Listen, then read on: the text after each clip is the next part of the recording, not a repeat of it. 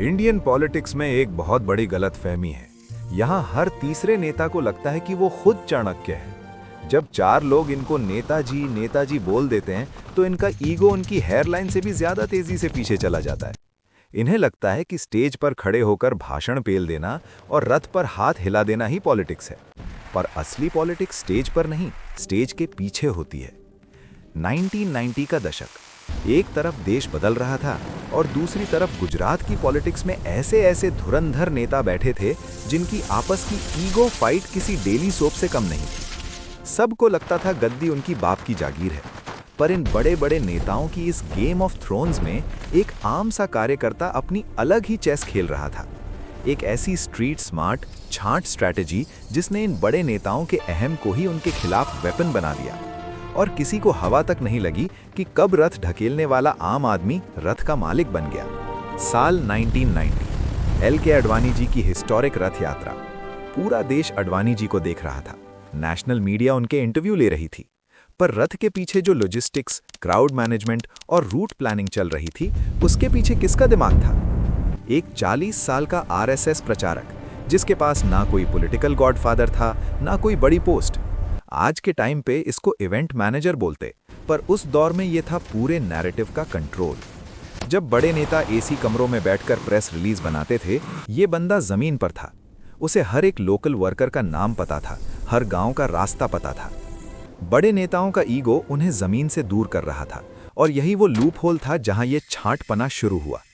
उसने समझ लिया था, जो पब्लिक की भीड़ जमा कर सकता है, एक दिन वो उस भीड़ पर राज भी कर सकता है। अडवाणी जी के रथ ने हिंदुत्व की लहर तो बनाई, पर उस लहर के पीछे जो साइलेंट नेटवर्क बन रहा था, वो एक आम कार्यकर्ता की सबसे बड़ी पावर बनने वाला था। रथ यात्रा सक्सेसफुल हो गई।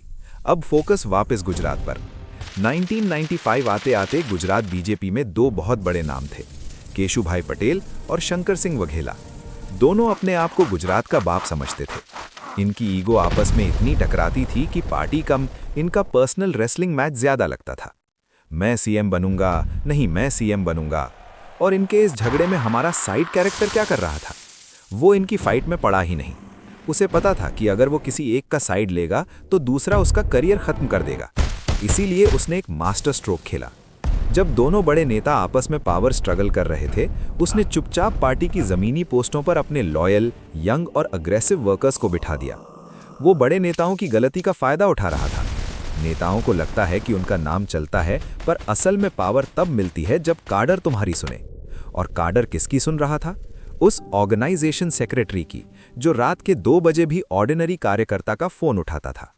1995 में बीजेपी जीत गई, केशुभाई सीएम बन गए, पर वघेला ने बगावत कर दी। और इस पूरे पॉलिटिकल राड़े का बिल किस पर फटा? हमारे साइलेंट स्ट्रैटेजिस्ट पर। गुजरात का सबसे खतरनाक जमीनी नेता अब दिल्ली भेज दिया गया। एक तरह से ये उसका पॉलिटिकल एग्जाइल था, वनवास।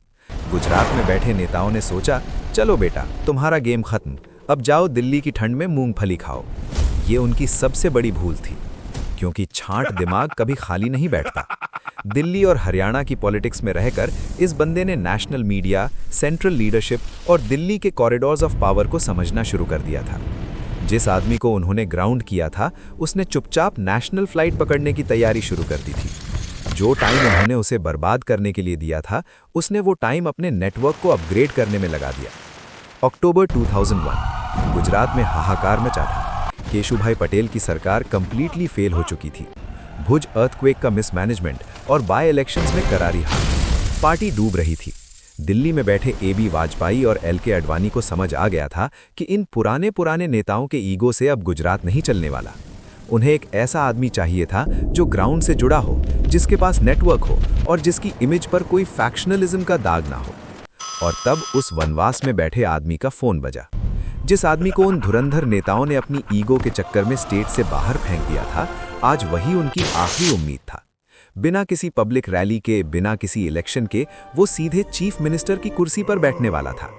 उन बड़े नेताओं को कभी समझ ही नहीं आया कि उनकी अपनी आपस की लड़ाई ने ही इस नए राजा के लिए रास्ता साफ कर दिया था।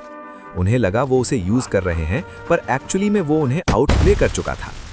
क्योंकि सियासत में एक कड़वा सच है मेरे दोस्त, सत्ता उसकी नहीं होती जो चमचमाते रथ पर बैठकर हाथ हिलाता है। सत्ता हमेशा उसकी होती है जो उस रथ का पहिया घुमाता है। पर गुजरात जीतना तो सिर्फ ट्रेलर था, असली गेम तो अभी शुरू होना था। चैनल को अभी सब्सक्राइब कर लो, क्योंकि पार्ट 2 में वो सच सामने आएगा जहां इन सब नेताओं का हमेशा के लिए मार्गदर्शक मंडल में टिकट कटने वाला है।